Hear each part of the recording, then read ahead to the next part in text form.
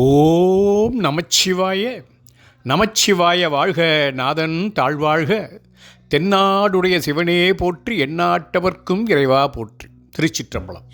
அன்பர்களே, இனிய காலை வணக்கம்.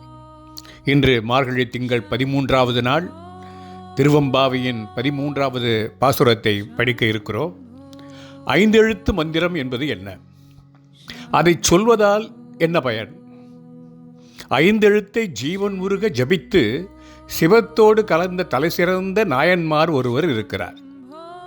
மந்திரம் என்ன, ஜபித்தவர் யார் என்பதை பதிகத்தை படித்த பின்னே பார்க்கலாம்.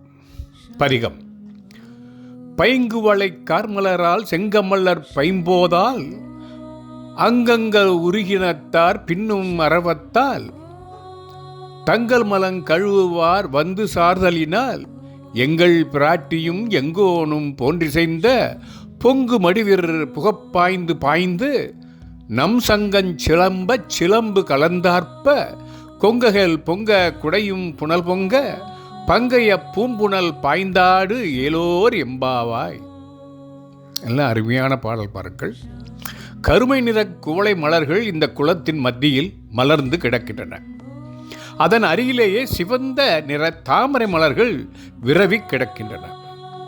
இவை அம்பிகையும் ஈசனும் கலந்து நிற்பது போல காணப்படுகின்றது. அம்பிகை கரிய நிறமுடையவர், ஈசன் சிவந்த நிறமுடையவர். இரண்டையும் கொண்டது இந்த தடாகம் என்றே நமக்கு தோன்றுகிறது. மேலும் நீர் காக்கைகள் இங்கு மிதக்கின்றன. உடலும் மனமும் கொண்ட அசுத்தங்களை களைந்து கொள்ள மக்கள் வருகிறார்கள். அவர்களால் தடாகமெங்கும் ஐந்தெழுத்து மந்திரம் எழும்புகிறது. இதனாலும் இந்த குளம் ஈசனையும் அம்பிகையும் போல தோற்றமளிக்கிறது.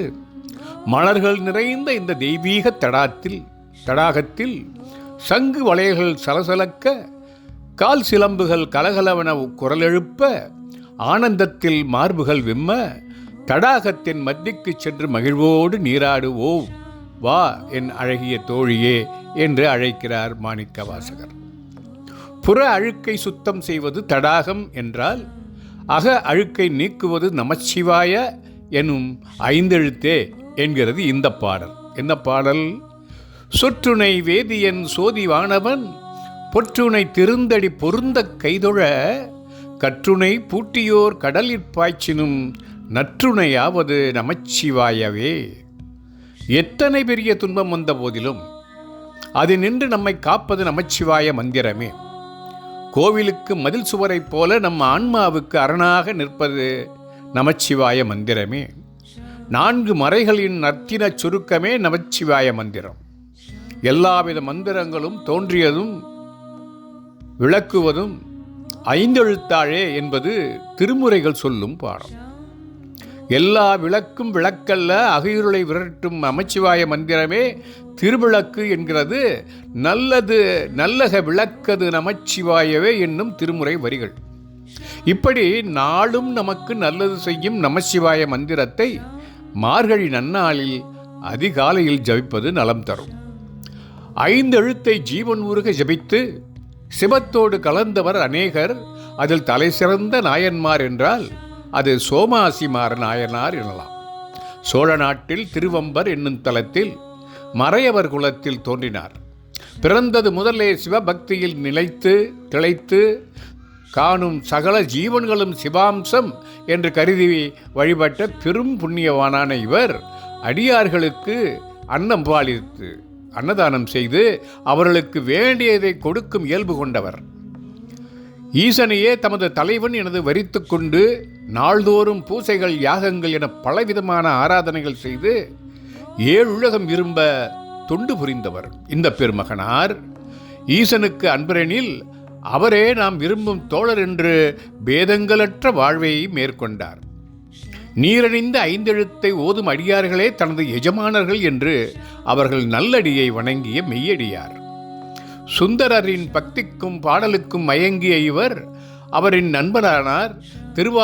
திருவாரூரில் வாழ்ந்து சகல குற்றங்களையும் நீக்கி பிறர் வாழ பல தொண்டுகள் செய்து ஐந்தெழுத்தையே உயிர் கவசம் என்று எப்போதும் ஓதி சிவனடி சேர்ந்தவர் சோமாசிமார நாயனார். ஐந்தெழுத்தின் மகிமைகள் சொல்ல முடியாது என்பதையே இவரது திருக்கதை உணர்த்துகிறது. ஐந்தெழுத்தை ஜபிக்கும் ஆன்மா சுத்தமடையும், எந்த தீங்கிலிருந்தும் தப்பித்துக் கொள்ளும். ஐந்து எழுத்து எனும் பஞ்சாட்சரமானது ஸ்தூல பஞ்சாட்சரம், அதாவது நமசிவாய என்றும், சூட்சும பஞ்சாட்சரம் சிவாய நம என்றும் இரு வகைப்படும். ஸ்தூல மந்திரம் இவ்வுலகில் நிலை பெற்று வாழவும், சூட்சும மந்திரம் சிவலோகத்தில் நிலை பெற்று வாழவும் உதவும் என்பது சைவர்களின் நம்பிக்கை. எல்லா மந்திரங்களுக்கும் ஓம் என்ற பிரணவத்தோடே ஆரம்பிக்கும். ஆனால் சைவர்களின் ஒரே ஒரு மகா மந்திரமான சிவாய நம யஜுர்வேதத்தின் 4வது கண்டத்தில் ஈசனை துதிக்கும் ருத்ர மந்திரமாக இருக்கிறது. அதில் நமச்சிவாய என்னும் 5 எழுத்து பற்றி விவரமாக குறிப்பிடப்பட்டிருக்கிறது. இதன் பெருமை தேவர்களாலும் சொல்ல முடியாதது என்கிறது. எல்லா மந்திரங்களையும் முறைப்படியே தீட்சை பெற்று குருவின் அருளால் ஓத வேண்டும் என்பது விதி. ஆனால் எல்லோரும் எப்போதும் எங்கும் ஓதக்கூடிய மந்திரமாக இருப்பது 5 எழுத்து என்பது இதன் சிறப்பு. ந எனும் எழுத்து திரோத மலத்தையும், ம எனும் எழுத்து ஆணவ மலத்தையும், சி எனும் எழுத்து சிவமே சகலவுமாகி இருப்பதையும், வா எனும் எழுத்து திருமிகுந்த சக்தியையும், ய என்பது ஆன்மாவையும் குறிப்பிடும் என்பது சைவத்தின் அடிப்படை. அதாவது ஆணவமும் மாயையும் விலகிய ஆன்மாவானது சிவத்தோடு கலந்து சக்தியாகும் என்பது விளக்கம். ஆன்மாவுக்கு துணையாகவும் வழியாகவும் உள்ள இந்த 5 எழுத்து பதத்தையே அளிக்கக்கூடியது. அதனால்தான் சிவாய நம என்றிருப்போரை அபாயம் ஒரு நாளும் அடைவதில்லை. நமச்சிவாய என்ற மந்திரமே வேதத்தின் சாரம் என்பதால் தான் திருவாசகம் என்னும் மாபெரும் தோத்திர சாத்திர நூல் நமச்சிவாய என்று தொடங்குகிறது. இதிலிருந்தே இந்த சொல்லின் பெருமையை அறியலாம், உணரலாம்.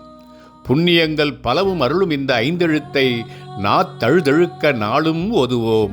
நமச்சிவாய வாழ்க, நாதன் தாழ்வாழ்க. நண்பர்களே, இத்துடன் இன்றைய பதிகத்தின் நிறைவை முடிக்கிறேன். இன்னொரு நாளில் இன்னொரு பதிகத்துடன் உங்களை காண்கிறேன், விடைபெறுகிறேன். ஓம் நமச்சிவாய. நமச்சிவாய வாழ்க, நாதன் தாழ்வாழ்க. தென்னாடுடைய சிவனே போற்றி, எந்நாட்டவர்க்கும் இறைவா போற்றி. திருச்சிற்றம்பலம்.